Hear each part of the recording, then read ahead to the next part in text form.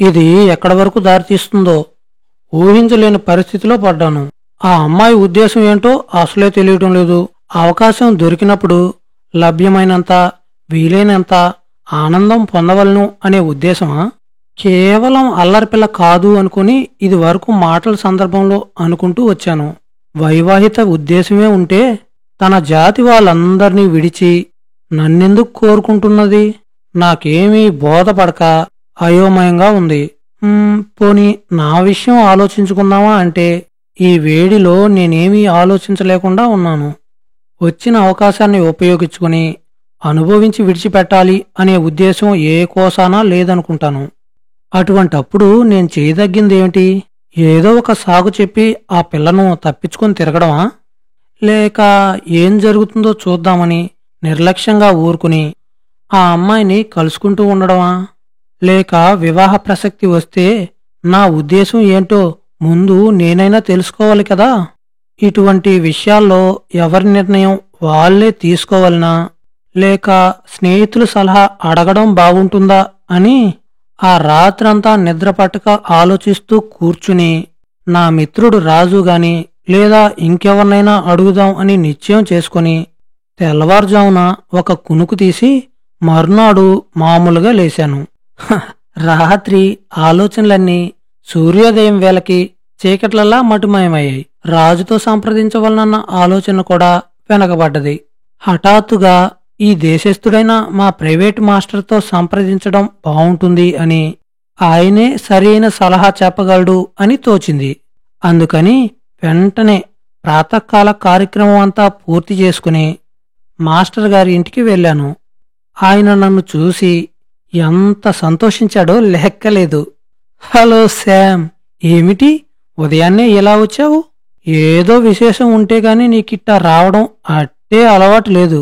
కేవలం నా మీద ఆదరంతోటో గౌరవంతోటో వచ్చావని అనుకోలేకుండా ఉన్నాను. ముందు మనిరువురం కాస్త టీ సేవిస్తే మన ఆలోచన సరళి బావుంటుందేమో. ఏమంటావ్ అన్నారు. నేననడానికి ఏముంది? గురువు ఆజ్ఞ శిరసా వహించాలి అని మా పెద్దలు చెప్తూ ఉంటారు. అందులో ఇటువంటి విషయాల్లో మీ ఆజ్ఞ అనుసరణీయం అన్నాను. ఇంతలో టీ రానే వచ్చింది.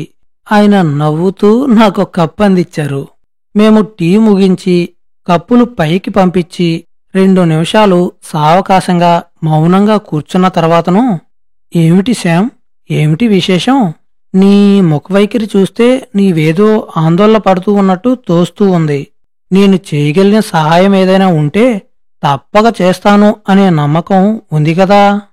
మరింక చెప్పు, నీ బాధేంటో అన్నారు. నేనందుకే వచ్చానండి, మీ సలహా ఆపేక్షించి. ఇది కేవలం వ్యక్తిగతము, మరొకరితో మనవి చేసుకోవలసిన విషయం కాదు.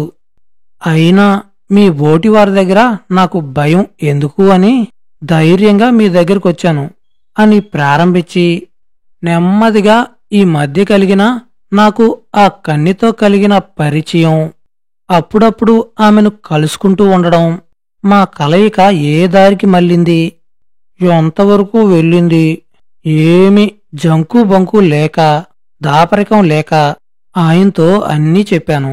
దానిపైన నాకు కలిగిన అనుమానాలు, ఆందోళన కూడా చెప్పాను.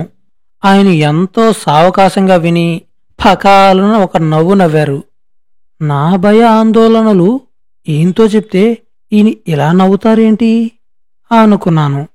ఆయన నవ్వు మాని లేచి నా దగ్గరకు వచ్చి నా వీపు తట్టి, శామ్ నాయనా, నువ్వు ఎంత అమాయకుడువోయ్!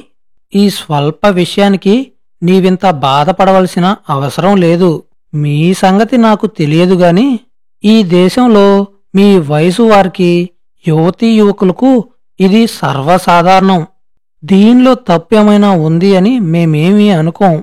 వయసుకు తగ్గ పరిణామం అని మేము సరిపెట్టుకుంటాం. దీన్ని మా భాషలో ఫ్లుటేషన్ అని అంటారు. నిరపాయకరమైన, ఉత్సాహకరమైన కీలా విలాసం. దీనివల్ల ఇబ్బందేమీ లేదు సరికదా? ఈపాటిదానికే భయపడితే వాళ్లలో ఏదో జబ్బుంది అని అనుకునే అవకాశం కూడా ఉన్నది. అంచేత ఇప్పటివరకు జరిగిన దాంట్లో తప్పుగాని ప్రమాదంగాని ఏమీ లేదు. ఇక ఎటొచ్చి ఇది శృతి మించి రాగాన పడితే మటుకు కొంచెం తీవ్రంగా ఆలోచించవలసిన విషయమే అవుతుంది. ఆ కన్యకు నీపై నిజమైన మక్కువ కలిగి ఉండవచ్చు. ఇదేమీ వింత అసాధారణమైన విషయం ఏమీ కాదు.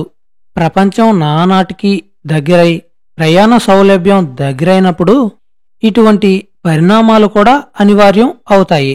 మీ దేశస్థుల్ని ఎంతో మందిని మా కన్యలు వివాహం చేసుకున్నారు. అంచేతను ఆ అమ్మాయికి నిన్ను వివాహం చేసుకోవాలి అనే సదుద్దేశం కలగడంలో ఆశ్చర్యం లేదు. ఎటొచ్చి మీ మతానికి, మీ వాళ్ళ అభిమతానికి, నీ సాంప్రదాయానికి, ఆచార్య వ్యవహారానికి ఎంతో తేడా ఉంటుంది.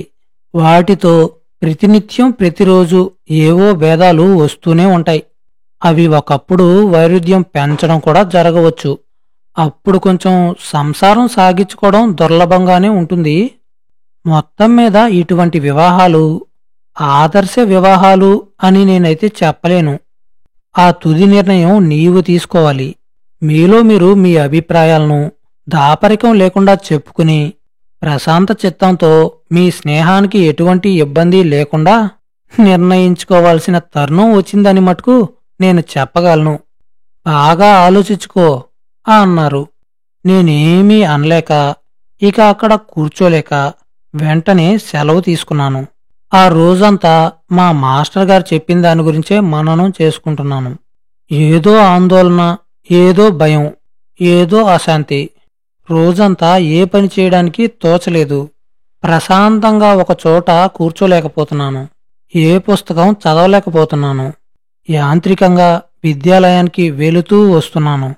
కానీ అక్కడ చెప్పేదేది వినిపించనూ లేదు, తలకు ఎక్కనూ లేదు. ఇలా 2 రోజులు ఎలాగో గడిపి 3వ నాడు సాయంకాలం మళ్లీ నా స్నేహితురాల్ని కలుసుకున్నాను. కలుసుకుని పలహారాదులు కానిచ్చి తిన్నగా దగ్గరలో ఉన్న ఒక సినిమాకు వెళ్ళాం. అక్కడ ఒక ప్రేమగాథ పిక్చరు తెరమీద నడుస్తూ ఉంది. హాల్లో ఉన్న ప్రేక్షక జనమంతా ఎంతో ఉత్సాహంగా చూస్తూ ఉన్నట్టు అనిపించింది. నా పక్కనే ఉన్న యువతీ యువకుల్ని చూస్తే వాళ్ళ హావభావాలు, వింత చేష్టలు నా కాన్నంత వరకు చూడగా మా ఊహ కూడా రూఢమైంది. కాని మాకు మటుకు ఎందుచేతనో ఉండవలసిన ఉత్సాహజనకంగా లేదు. కారణం చెప్పలేను.